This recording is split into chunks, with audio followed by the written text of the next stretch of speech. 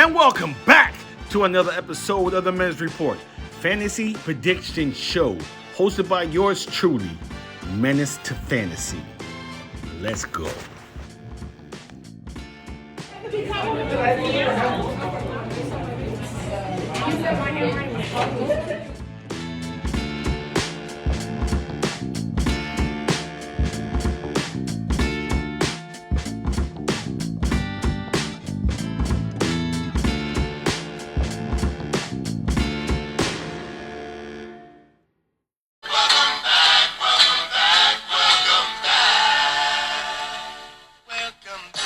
And welcome back to another episode of the Men's Report, Fantasy Prediction Show.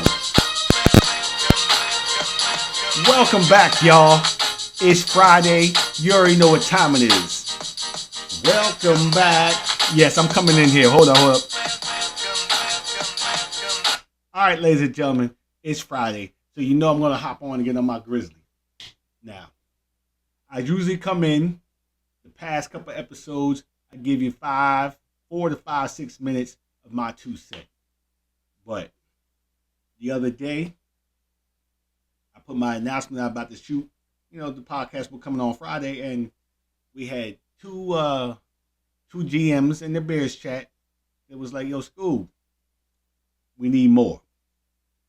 We need more, meaning they need more content. They need me to go long on the floor. Now, those 2 individuals was grid and money. So I'm going to oblige because I have no problems running my mouth. Because this is what I like to do. This is how I like to spend my free time. And I got a lot of free time on my hand because it's summertime and the kids is at home. I'm not teaching right now. So, Grid came with a beautiful idea. Bam, right here. He said, let's look into these backfields. And let's look into these backfields. He gave me Denver, the Giants, the Browns, the Pats, the Jags, the Cowboys. I'm not going to do the Cowboys because I already did the Cowboys. The Chargers, the Pittsburgh Steelers. Hold up, I didn't say that right. The 6-time Super Bowl champion Pittsburgh Steelers and the Houston Texans. Now, what they want me to try to dig into is 3 basic questions. I'm going to do my best I can to answer these questions because I'm going to be a little rusty. I ain't going to lie because I ain't been in front of this mic more than 4 to 5 minutes at a time. I usually have somebody go back and forth and bounce ideas.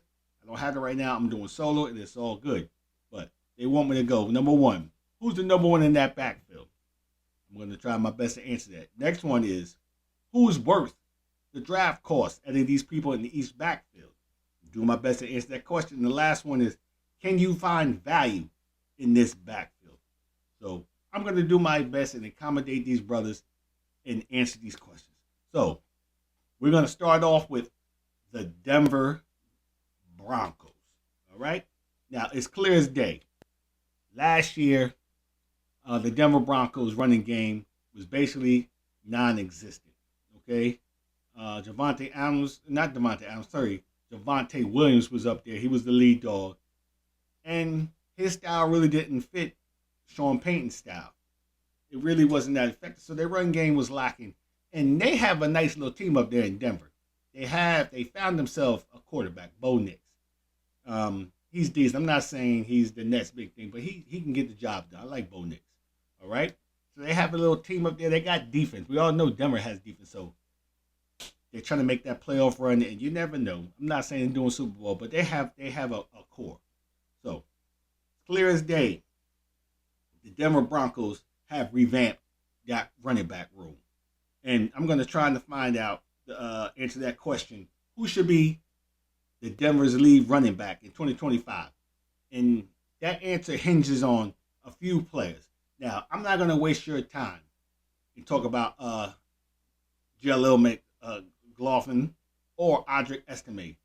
In my opinion, both of them are role players. They'll have their role. And one of them, to tell you the truth, Estime, he might be on the roster bubble. He might not even be on the final roster. So I'm not going to waste my time with them.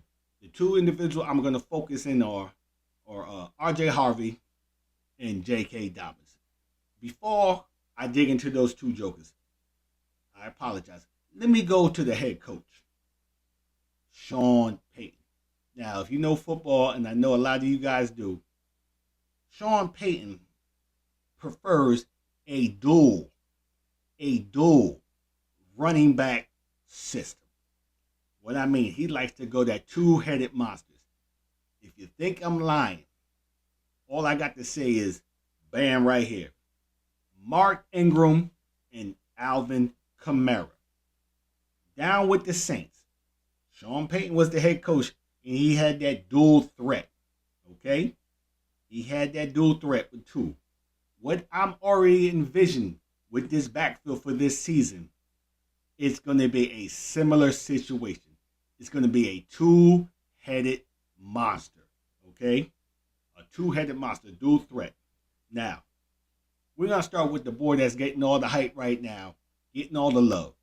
R.J. Harvey, rookie, drafted in this, what was it, second pick? Second round. He was drafted in the second round, I believe. He's coming from UCF. His average draft position right now is pick number 50. That's the fourth round. So his ADP is about the fourth round if you want his services. And he's getting all the hype right now, off-season hype. He's the early favorite, as you just said, to lead the backfield. He's a mini tank. If you looked at the highlights with R.J. Harvey, he's a mini tank. The man's muscular. The man's very explosive and powerful. He possesses a 3-down skill set, and Sean Payton covets that skill from a running back. Okay? He loves that, Alvin Kamara. He loves it. Now, I'm going to hop off to the other joker, J.K. Dobbins. All right? His ADP is picked 110. That's about the 8th round. That's his ADP, about the 8th round. Now, came into Denver. They signed him to a 1-year deal. All right? And I'm sorry I'm looking down because I got a lot of notes. Signed to a 1-year deal. He did his thing last year for the Chargers. He started out very strong. By the end of the season, he combined to have 905 rushing yards and 9 TDs for the Chargers. So he did his thing. They brought him in because they know he brings a proven explosiveness. Even when he's sitting there with that hip, the boy's explosive. And I wish he never really got hurt because the boy is good. He's still being Baltimore. He never got hurt. Still being Baltimore Ravens. Proven explosiveness. His pass blocking is excellent. Ackerman is excellent. The boy can pass block. And he brings a veteran leadership into that RB room. Now, my opinion, this is going to be a starter to start the season off. He will be the lead back to start off the season. All right? It's still going to be a dual threat. R.J. Harvey's going to get his touches, but J.K. Dobbins is going to be the lead back through the preseason and the beginning of the season. J.K. will be the man. All right? Now, just to wrap this all up with this team, the Denver Broncos. Short term, like I said, preseason, start the season off. J.K. Dobbins is the wise choice. A proven veteran, and he's going to show the rookie how he does this. He has the experience, he can pass block, and he's ready. He's a dependable option. As long as this man stays healthy, he will be the lead dog to start the season off. Now, that's just the short-term fix. I can already see the dual threat, J.K. Dobbins, begin the season. He's the lead threat. And not just sprinkle. He's going to be mixed in R.J. Harvey. But as the season progresses and R.J. Harvey becomes more comfortable with that offense, with the pass pro blocking schemes, he will become the lead dog, and J.K. will be the second. I'm not being a second fiddle. He's still going to be involved, but R.J. will be the lead dog before the season's over. All right? So, with the Denver Broncos, you can definitely find value in J.K. Dobbins. And if you're smart, you get him late, take him late, you got to start and running back. And if you play your cards right, you move him before he starts getting less touches or he starts conceding to R.J. Harvey. But if you like the shiny new toy, you'll go and you'll take R.J. Harvey in the 4th round and you'll spend money on him. But you're gonna have to be patient. Gonna have to be patient. All right. Now, let's move over to the next backfield I'm gonna talk about, because I know I said I would do more than 4, but I ain't gonna be up here for no half an hour talking. We're gonna go to the New York Giants. Now, right off the bat, here we go again with that word, shiny new toy. And I like this young man from Arizona State, Cam Scatterbull. And I'm going to say this. All it's going to take is one fumble and that MetLife crowd calling this boy's name, and he will be plugged in as the man. All right? It's going to take one fumble. Because we know the other joker, I didn't say his name yet, he likes to cough it up. And he paid the price last year because he started coughing it up when he took over the job from a veteran. So, but this is how it's going to break down for the Giants.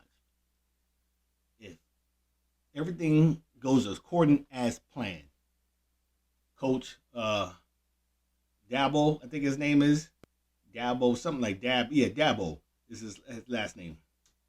He's going to have Tyrone Tracy as the New York Giants RB1 to start the season. Now, Tracy came on the scene last year. He was a surprise. This was a converted wide receiver turned to a running back. He supplanted the veteran Devin Singletary, took the job. The Singletary just wasn't getting the job done, and this boy came in and took the job over. He finished the year with overall like 1,300 overall all-purpose yards. Rushing yards, he had 839 rushing yards and 38 receptions. He came in and did his thing. But like I said, he started coughing up the ball and allowed Devin Singletary to come back in. He left the front door open. You got to take care of the ball. Now, going to Cam Scatterbull. No, wait. Tyrone Tracy. His ADP is about the 6th round, but I'm pretty sure he'll go 5th round, 4th or 5th in the Bears League. But his ADP is the 6th round, pick number 74. Going to Cam Scatterbull. His ADP, about the 7th round, pick number 91. This boy is good. And I know he played for Arizona State, but he was effective. Even when he played tough competition, when he played against Texas, you see what he did. The boy is good. He's good. Rookie. He's physically explosive. He was drafted in the 4th round. He's expected right now. The Giants expect him to use in short yards. So right now, that's telling you he already has a role. He's going to be the goal line back for the G-Men. He will be the goal line back. Potentially, he might get some passing down love, because he has hands too. But as I said, right now, he's 3rd on the depth chart. Yes, he's not number 2. He's number 3. Tyrone Tracy's number 1. Devin Singletary's number 2. Cam Scatterbull's number 3. Reason why they still have Devin Singletary around, he's a veteran backup / mentor. That is his new role with the Giants. He's a mentor. And just by any chance, if one of those guys go down by injury, he's there. He has the experience. He can fill it. All right? So, in conclusion, to wrap this all up, Tyrone Tracy, as of right now, firmly has the RB1 role for the Giants heading into the season. Okay, I know Cam Scatterbull is a dynamic player, but he's going to have to be patient, or he's going to have to wait for an injury. Singletary is just relief. All right? So, unless something happens during minicamp right now or in preseason, an injury to Tyrone Tracy, he is the starting running back for the G-Men. Now, finding value there. I think I will go later with Cam Scatterbull, because I had Tracy last year, and I saw, or I witnessed him basically leave the front door open by coughing the ball up. And I can see it happening again. Remember, he's a converted wide receiver. It's a little bit different when you're getting hit like a running back, holding that ball. So I can see Cam Scatterbull taking this job. Because like I said, the first time Tracy coughs that ball up, MetLife is going to be screaming for this young man to come in the game. Because we already know Giants, those fans, we got a lot of others, Giants fans, and they're definitely going to want to see the white boy take that spot. And if Russell act up, this is a whole different subject. They could be calling for Jackson Dart, not Jameis Winston. So, ladies and gentlemen, this was the first episode. Next week, I'll go over the next two backfields, all right? And I'll give my opinion. Hopefully, this right here helped satisfy some of y'all because I needed more contact. I'm a little rough. I apologize. I'll get better as we keep going. So let's end this correctly, folks. If you disagree or you have any comments, please put it in the chat, the Bears chat, or in the video, and I'll respond. You know I like talking. So let's end this correctly. Ladies and gentlemen, thank you for watching. Thank you for liking. Thank you for subscribing. Peace.